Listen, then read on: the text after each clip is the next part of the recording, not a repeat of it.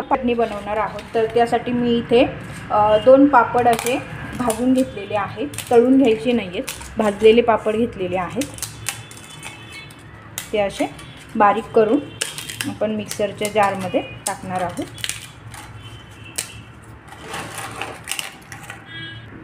आता यामध्ये मी भाजलेले शेंगदाणे घेते, 5-6 मी इथे लसणाच्या पाकळ्या घेतलेल्या आहेत।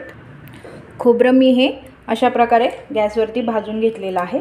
आता आपल्याला त्याचे असे छोटे छोटे काप करून यामध्ये टाकायचं आहे। आता यामध्ये मी थोडंसं लाल तिखट टाकते, चवीनुसार मीठ, आणि अवेलेबल असेल तरच थोडासा चाट मसाला।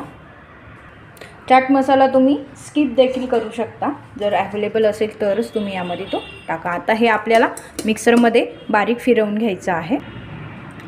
तर अशा पद्धतीने आपण ही चटणी मस्त अशी बारीक करून घेतलेली आहे।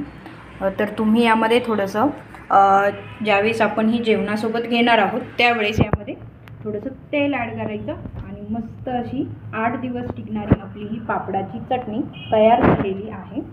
तर तुम्ही देखील अशी ही रेसिपी ट्राय करून बघा आणि तुम्हाला ही चटणी कशी वाटली मला कमेंटमध्ये जरूर कळवा। चॅनलवर जर नवीन असाल तर चॅनलला लाईक करा, शेअर करा, सबस्क्राईब करा।